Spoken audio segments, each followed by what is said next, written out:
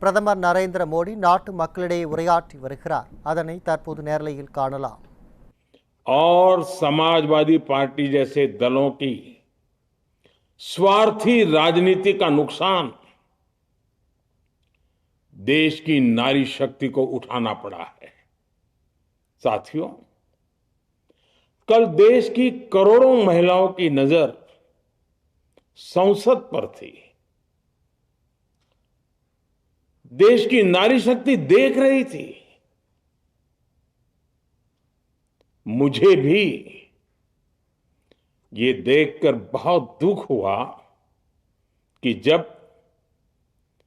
ये नारी हित का प्रस्ताव गिरा तो कांग्रेस, डीएमके, टीएमसी, सपा जैसी परिवारवादी पार्टियां खुशी से तालियां बजा रही थी। महिलाओं से उनके अधिकार छीनकर ये लोग मेजें थपथपा रहे थे। उन्होंने जो किया वो केवल टेबल पर थाप नहीं थी, वो नारी के स्वाभिमान पर, उसके आत्मसम्मान पर चोट थी। और नारी सब भूल जाती है, अपना अपमान कभी नहीं भूलती। इसलिए संसद में कांग्रेस और उसके सहयोग के उन सबके व्यवहार की कसक हर नारी के मन में हमेशा रहेगी। देश की नारी जब भी अपने क्षेत्र में इन नेताओं को देखेगी तो वो याद करेगी कि इन्हीं लोगों ने संसद में महिला आरक्षण को रोकने का जश्न मनाया था, खुशियां मनाई थी।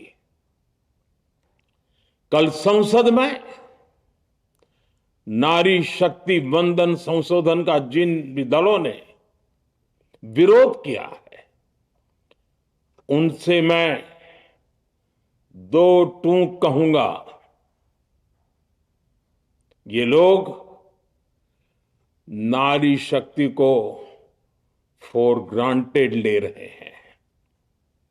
वो ये भूल रहे हैं कि 21वीं सदी की नारी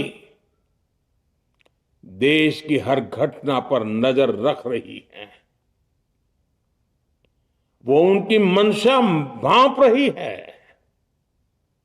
और सच्चाई भी भली भांति जान चुकी है।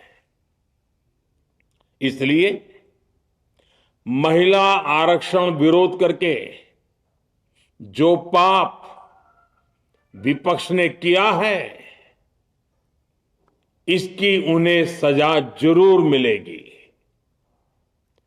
इन दलों ने संविधान निर्माताओं की भावनाओं का भी अपमान किया है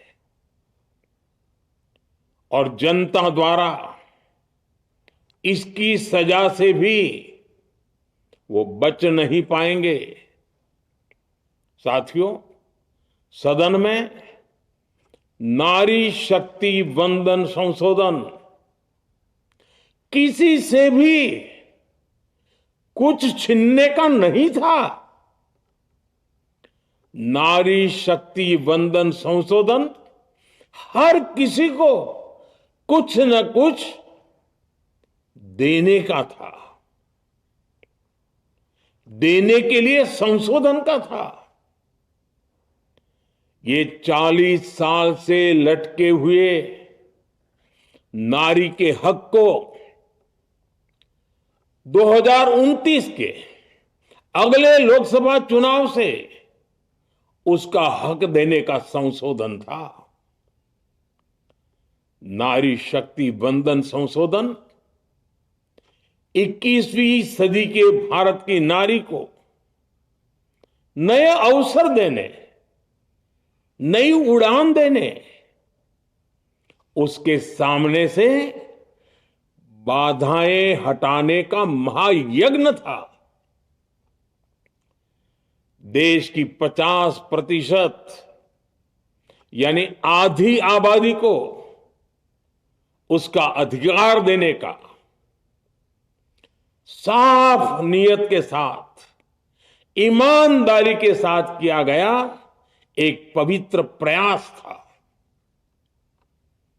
नारी को भारत की विकास यात्रा में सहयात्री बनाने और सबको जोड़ने का प्रयास था। नारी शक्ति वंदन संशोधन समय की मांग है। नारी शक्ति वंदन संशोधन उत्तर, दक्षिण, पूरब, पश्चिम सभी राज्यों की, हर राज्य की शक्ति में समान वृद्धि का प्रयास था। ये संसद में सभी राज्यों की आवाज को अधिक शक्ति देने का प्रयास था। राज्य छोटा हो, राज्य बड़ा हो, राज्य की आबादी कम हो या राज्य की आबादी ज्यादा हो, सबकी समान अनुपात में शक्ति बढ़ाने की कोशिश थी। लेकिन इस ईमानदार प्रयास की कांग्रेस और उसके सहयोगियों ने सदन में पूरे देश के सामने भ्रूण हत्या कर दी है। भ्रूण हत्या कर दी है।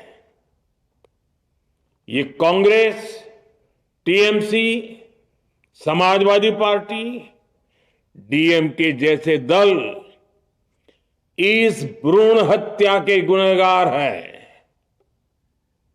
ये देश के संविधान के अपराधी हैं।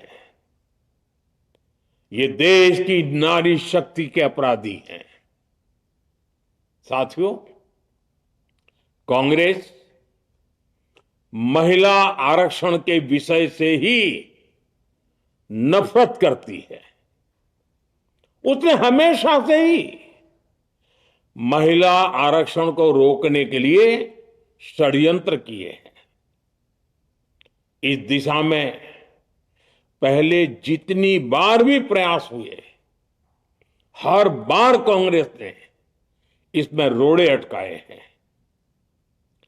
इस बार भी कांग्रेस और उसके साथियों ने महिला आरक्षण को रोकने के लिए एक के बाद एक नए झूठ का सहारा लिया। कभी संख्या को लेकर, कभी किसी और तरीके से कांग्रेस और उसके साथियों ने देश को गुमराह करने की कोशिश की। ऐसा करके इन दलों ने भारत की नारी शक्ति के सामने अपना असली चेहरा सामने ला दिया है, अपना मुखौटा उतार दिया है। साथियों, मुझे व्यक्तिगत तौर पर आशा थी कि कांग्रेस अपनी दशकों पुरानी गलती सुधारेगी।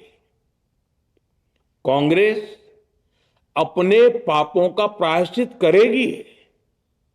लेकिन कांग्रेस ने इतिहास रचने का, महिलाओं के पक्ष में खड़े होने का अवसर खो दिया। कांग्रेस खुद देश के अधिकांश हिस्सों में अपना वजूद खो चुकी है। कांग्रेस परजीवी की तरह क्षेत्रीय दलों की पीठ पर सवार होकर खुद को जिंदा रखे हुए है। लेकिन कांग्रेस ये भी नहीं चाहती कि क्षेत्रीय दलों की ताकत बढ़े। इसलिए कांग्रेस ने इस संशोधन का विरोध करवाकर अनेक क्षेत्रीय दलों के भविष्य को अंधकार में धकेलने का राजनीतिक षड्यंत्र किया है। साथियों, Congress, Samajwadi party, DMK, TMC और दूसरी पार्टियां इतने वर्षों से हर बार वही बहाने, वही कुतर्क गढ़ते आए हैं, बनाते आए हैं। कोई न कोई टेक्निकल पेंच फंसाकर ये महिलाओं के अधिकारों पर डाका डालते रहे हैं। देश राजनीति का ये भद्दा पैटर्न बराबर समझ चुका है और उसके पीछे की वजह भी जान चुका है। भाइयों बहनों, नारी शक्ति वंदन अधिनियम के विरोध की एक बड़ी वजह है इन परिवारवादी पार्टियों का डर। इन्हें डर है अगर महिलाएं सशक्त हो गई तो इन परिवारवादी पार्टियों का नेतृत्व खतरे में पड़ जाएगा। ये कभी नहीं चाहेंगे कि उनके परिवार के बाहर की महिलाएं आगे बढ़े। आज पंचायतों में, लोकल बॉडीज में जिन हजारों लाखों महिलाओं ने अपनी क्षमता को साबित किया है, जब आगे बढ़कर लोकसभा और विधानसभाओं में आना चाहती हैं, देश की सेवा करना चाहती है, परिवारवादियों के भीतर उनसे असुरक्षा की भावना बैठी हुई है। परिसीमन के बाद महिलाओं के लिए कहीं ज्यादा सीटें होगी, महिलाओं का कद बढ़ेगा। इसलिए इन लोगों ने नारी शक्ति वंदन संशोधन का विरोध किया है। देश की नारी शक्ति कांग्रेस और उसके सहयोगियों को इस पाप के लिए कभी माफ नहीं करेगी। मेरे प्रिय देशवासियों, कांग्रेस और उसके साथी दल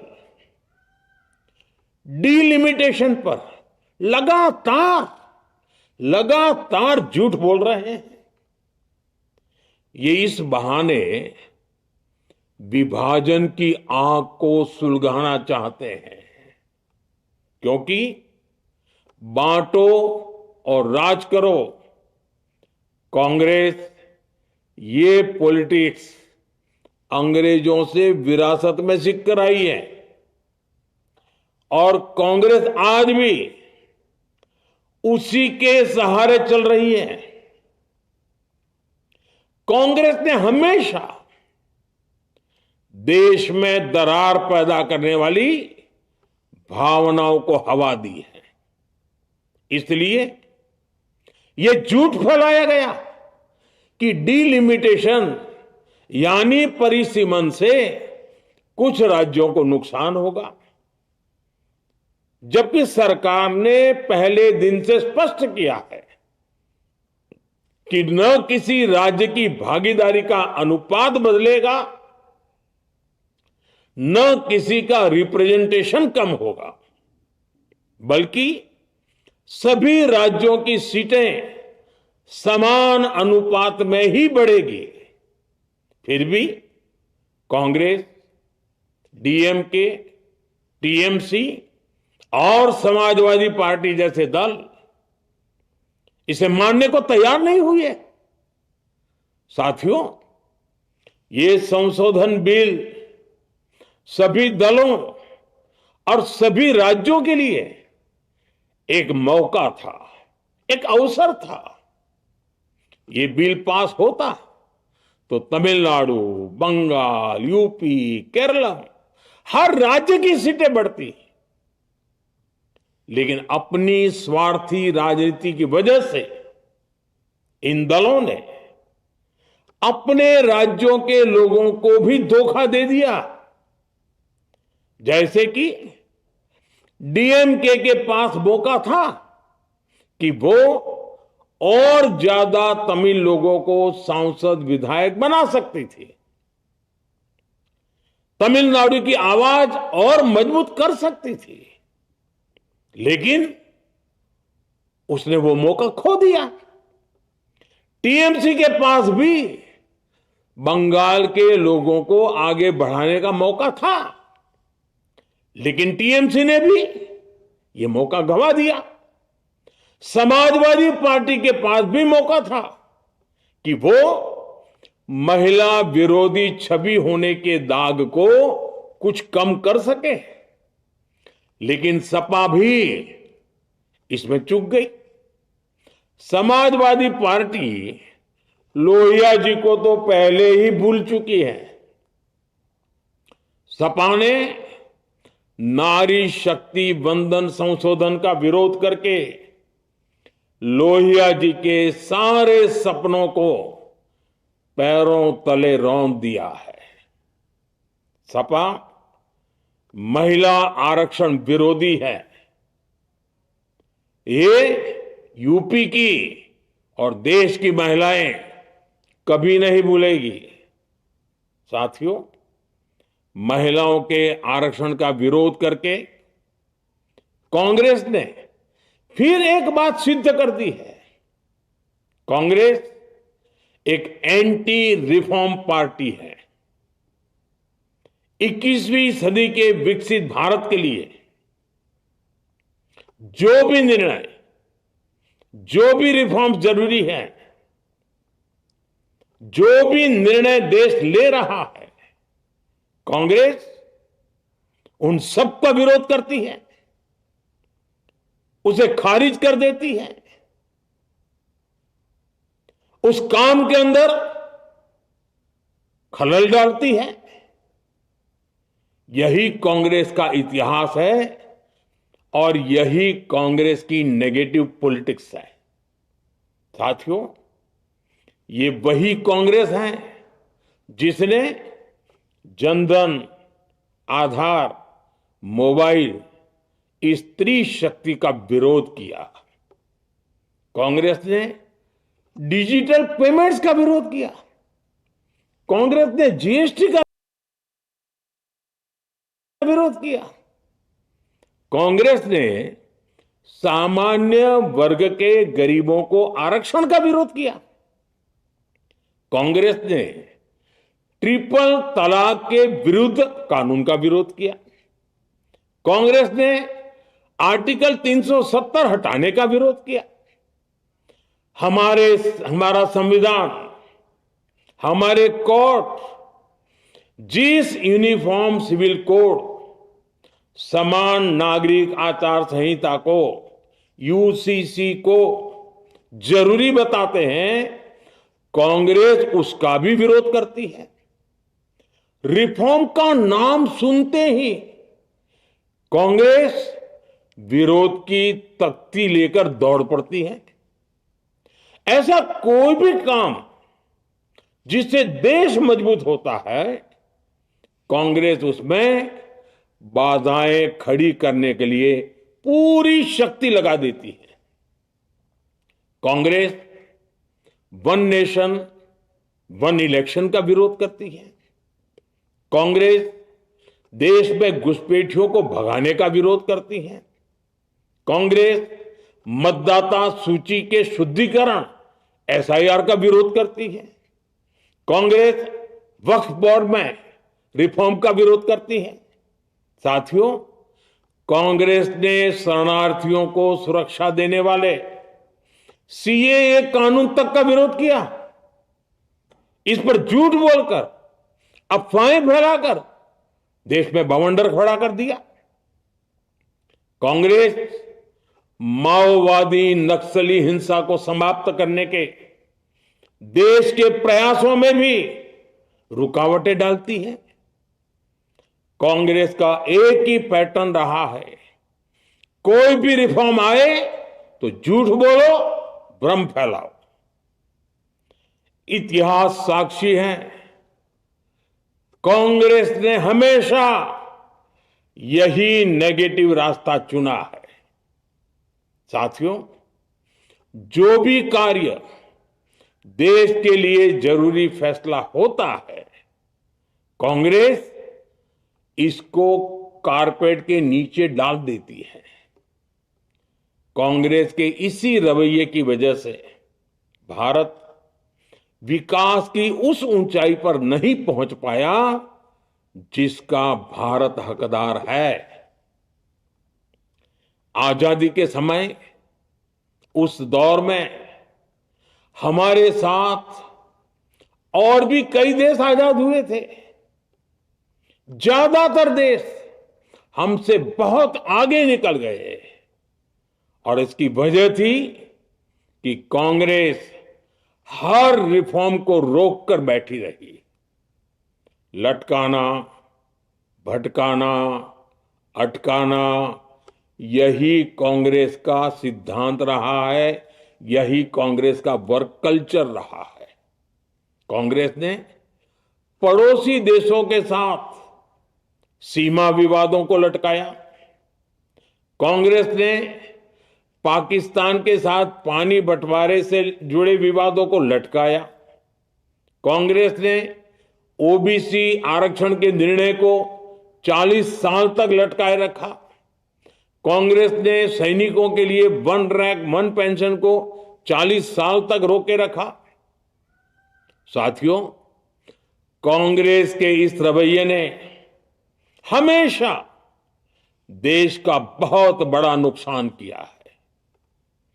कांग्रेस के हर विरोध, हर अनिर्णय, हर छल प्रपंच का खामियाजा देश ने भुगता है, देश की पीढ़ियों ने भुगता है। आज देश के सामने जितनी भी बड़ी चुनौतियां हैं, वो कांग्रेस के इसी रवैये से उपजी हुई है। इसलिए ये लड़ाई सिर्फ एक कानून की नहीं है, ये लड़ाई कांग्रेस की उस एंटी रिफॉर्म मानसिकता के साथ है जिसमें सिर्फ नेगेटिविटी है, नकारात्मकता है। और मुझे इसमें कोई संदेह नहीं है कि देश की सभी बहनें बेटियां कांग्रेस की इस मानसिकता को करारा जवाब दे के रहेगी। साथियों, कुछ लोग देश की महिलाओं के सपने टूटने को सरकार की नाकामी बता रहे हैं, लेकिन ये विषय कामयाबी या नाकामयाबी क्रेडिट का था ही नहीं। मैंने संसद में भी कहा था, आधी आबादी को उनका हक मिल जाने दीजिए, मैं इसका क्रेडिट विज्ञापन छपवाकर विपक्ष के सभी लोगों को दे दूंगा। लेकिन महिलाओं को दकियानुसी सोच से देखने वाले फिर भी अपने झूठ पर अड़े रहे, कायम रहे। साथियों, नारी शक्ति को भागीदारी दिलाने की लड़ाई दशकों से चल रही है। वर्षों से मैं भी इसके लिए प्रयास करने वालों में से एक हूं। कितनी ही महिलाएं ये विषय मेरे सामने उठाती रही हैं, कितनी ही बहनों ने पत्र के द्वारा मुझे सारी बातें बताई हैं। मेरे देश की माताएं, बहनें, बेटियां, मैं जानता हूं आज आप सब दुखी हैं, मैं भी। आपके इस दुख में दुखी हूं। आज भले ही बिल पास कराने के लिए जरूरी 66% वोट हमें नहीं मिला हो, लेकिन मैं जानता हूं देश की 100%, 100% नारी शक्ति का आशीर्वाद हमारे साथ है। मैं देश की हर नारी को विश्वास दिलाता हूं, हम महिला आरक्षण के रास्ते में आने वाले हर रुकावट को खत्म करके रहेंगे, हटा करके रहेंगे। हमारा हौसला भी बुलंद है, हमारी हिम्मत भी अटूट है और हमारा इरादा भी अड़िग है। महिला आरक्षण का विरोध करने वाली पार्टियां ये देश की नारी शक्ति को संसद और विधानसभाओं में उनकी भागीदारी बढ़ाने से कभी भी रोक नहीं पाएंगे। सिर्फ वक्त का इंतजार है। नारी शक्ति के सशक्तिकरण का बीजेपी एनडीए का संकल्प अक्षुण्ण है। कल हमारे पास संख्या बल नहीं था, लेकिन इसका मतलब ये नहीं है कि हम हार गए। हमारा आत्मबल अजेय है। हमारा प्रयास रुकेगा नहीं, हमारा प्रयास थमेगा नहीं। हमारे पास आगे अभी और मौके आएंगे। हमें आधी आबादी के सपनों के लिए, देश के भविष्य के लिए इस संकल्प को पूरा करना ही है। आप सबका बहुत बहुत धन्यवाद।